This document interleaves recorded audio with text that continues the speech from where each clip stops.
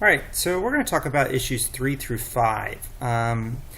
It's not that I dislike these issues, but I can't spend every single day talking about every single issue. I think that would get kind of boring after a while. So I wanted to kind of cover these really quickly. So the first one, 3, in many ways is one of the more interesting ones. It is the one that introduces a new female love interest. Not that this book really needs any more female love interests, as eventually you're going to get to the point where there's so many in this book it's ridiculous. But it does a lot of fun things with the idea of the wacky arrows, the idea of how to handle the damsel in distress, and kind of variations on it. And also it's got a wonderful car chase. In fact, the entire reason why they did this book, according to Matt Fraction, is because he felt that comics didn't do car chases well, so he wanted to do a car chase. And I can totally respect that decision. If I just don't do car chases, let's do a cool car chase. The car, I'm pretty sure, is a reference to Bullitt. Bullitt was a 1968 Steve McQueen film. It is the first major car chase that's ever been put on film, where it was like clearly about a significantly cool car chase. If there's an earlier one, I can't think of what it is. And so there's a lot of reference to it.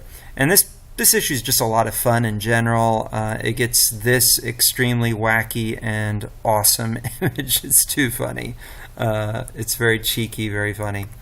But ultimately, it's about the damsel in distress. And kind of playing off of that idea of how do we define the damsel in distress, especially by the end of it. And I love these moments where they really bring out Kate as such a wonderful character, where it is in fact Hawkeye who becomes the damsel in distress and Kate has to protect him. There's a reason why so many people wrote about the women of this book and how strong the women are, especially Kate. And then the rest of this, I was just going to talk a little bit about the tape. Now, I'm not going to lie. Compared to the other stories of Hawkeye, this one disappoints me. And it really makes me think, is it Matt Fraction that I like, or is it David Aja that I like? Or is it some sort of combination of the two? Is it the two of them together that really make these stories great? Because this story, though good, it is not nearly as good, and part of it is the art. It's not as playful. The colors are fine, but and the color tone's very similar. The character is very similar. Now, admittedly, it's also a departure from the rest of the book. That this one isn't about the Avenger on his day off. This is a little bit more of an Avenger on mission. And this is one of the few stories that take place away from that apartment building, and one of the reasons why it's really strange. Now, there are some fun things. There's some fun action sequences. I think they just wanted an excuse to put ninjas in the story sometimes, and so they get ninjas in the story. And there's some neat stuff, but there's some issues of this book. It does introduce this conflict, which in the later half of the book becomes a major part of it. The Madame Mask versus Kate Bishop storyline gets really good by the end, and so that's what really ties this one together to me as a whole unit, is that without this moment, the later section where it becomes a story of Kate and Madame Mask coming for revenge, we need this moment to get that. And it has some fun stuff. They just put a lot of junk into this, so every single villain they could think of, every organization, ninjas, AIM, Hydra, just throw it all in and just kind of have fun with it. Now, the other thing that's kind of interesting is that the reason why this book exists is kind of twofold. First off, David Aja is amazing and amazingly slow. He, especially as the book progresses, gets super, super slow, super behind. In fact, by the time they get to issue 19, of this series.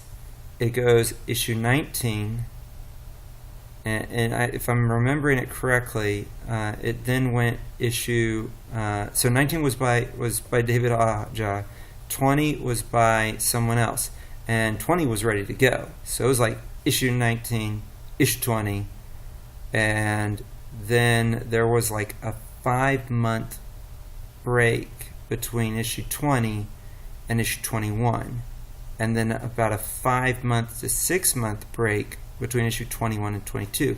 So 19 to 20 was 19 to 22 was over a year between 19 coming out and 22 getting finished.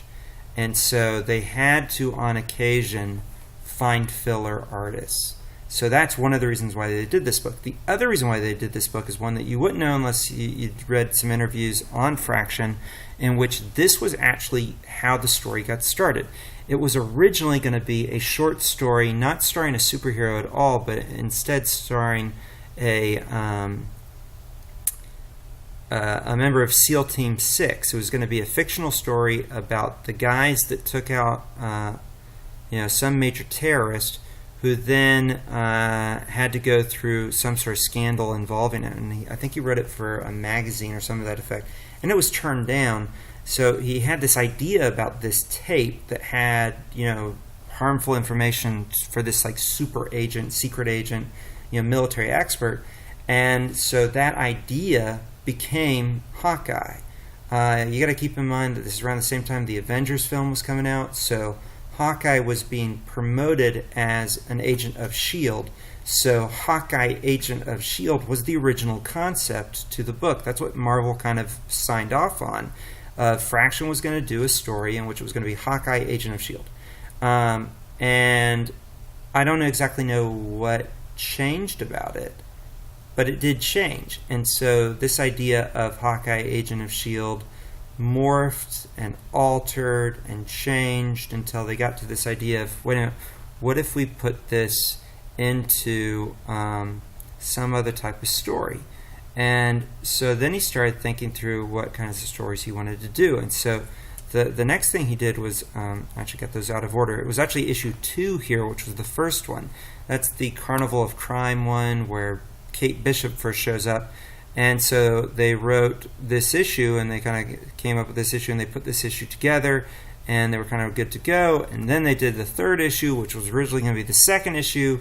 And right around the time that they were working on the third issue, Marvel basically said, our only issue with this, or our problem with this, is that it stars 2 characters, and we want you to focus on just Clint.